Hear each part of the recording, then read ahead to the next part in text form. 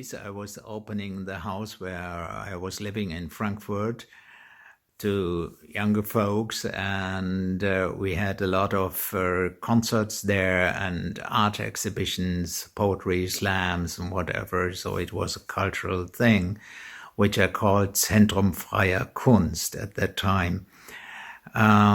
We did these meetings from monthly sessions, concerts over a period of about 2 to 3 years. And in the year 1967, I decided to make a big event, and we together, the friends in the band, we formed the free music group, Just Music. I called it this way because I wanted to stress the point that the music that we were playing was composed at the same moment we played it, a so-called Echtzeitmusik.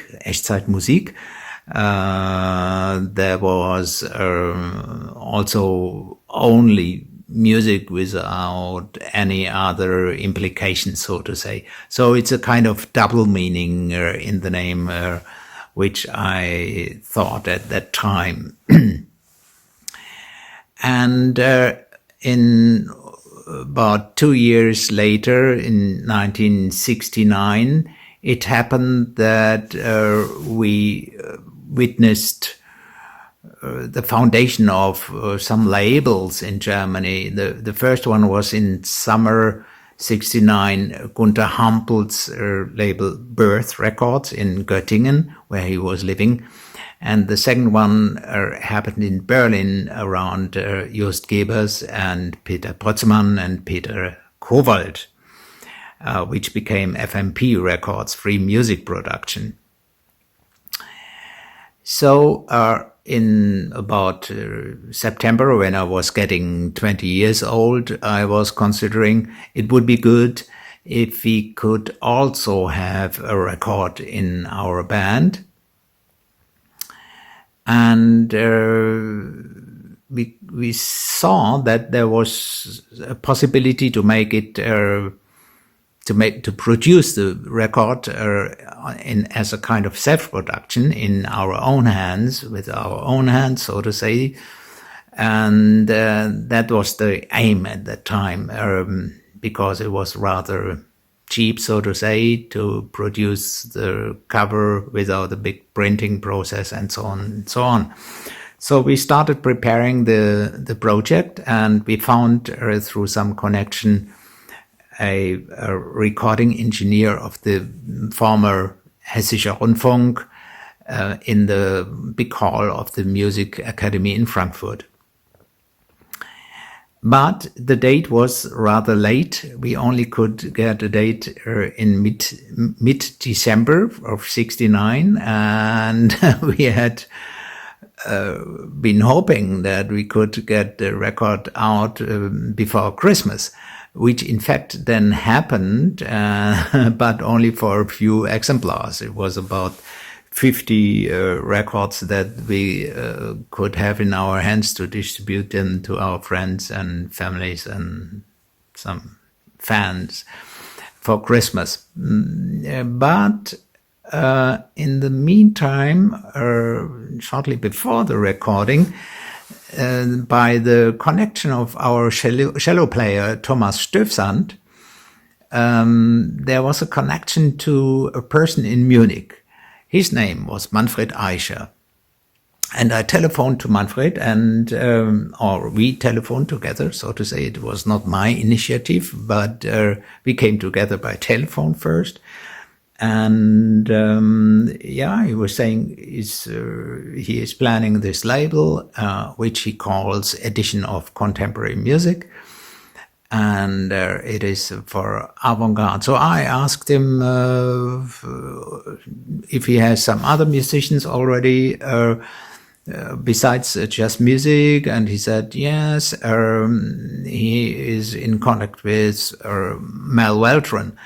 And so I immediately became a little bit skeptical about this decision, because I knew Mel Weltran and I liked him, but I think he wasn't that quite contemporary or avant-garde. I thought at that time that contemporary means always being avant-garde instead of meaning something that can happen anyway in the present times. Anyhow, that was a big deal for us because Manfred was offering us bigger distribution. He was working at that time for Jazz by Post, which was a mail distribution thing for jazz records. It seemed really attractive for us guys, and it happened. So on the back side of our handmade cover, with the red spiral that we put on the front side, on the back side of that cover, we printed the logo of ECM. I think that was the very first time this logo was ever printed. So a week later, after the recording process, we got the first exemplars with a wonderful orange center label on the vinyl, and it looked altogether really great. We were so much proud. I think later our ECM records got this green center label. Anyhow, the big number of records came out then in the beginning of the 70s, but we had a few, as I was saying, about maybe 50 that we could already distribute in 69. And that was so much fun for us in the band that we decided to make a second recording only 3 weeks later, on the 4th of January in 1970. So this album was called 4. Januar 1970, again inspired by Gunther Hampel. He put out obviously some titles with the date of the recording before. And again, 3 months later, we had the chance to perform on the big, so to say, for us, it was a big festival in Frankfurt, the 12th Deutsches Jazz Festival. And again, recording came out from that occasion, which was called Born Free. Born Free was or is a compilation of all performers from that festival in 1970. So after a very short period of time, Just Music was having 3 records out already. That was fantastic. Some years later then, in the early 80s, again, I had a chance to put out records for ECM. The first one was called Es herrscht Uhu im Land, and that came by Thomas Stöpsand again, the cello player from Just Music, who was at that time working as a right hand to Manfred for ECM. And he was in charge of the label Japo, or Japo as we said at the time, which was, I think, a daughter label of ECM, or even it was existing earlier than ECM. I don't remember quite well in the moment.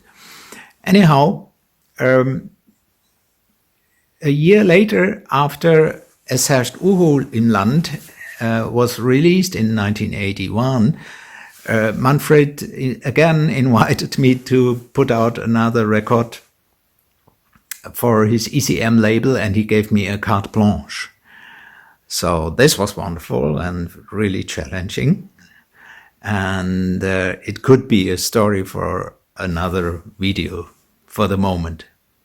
Thank you very much.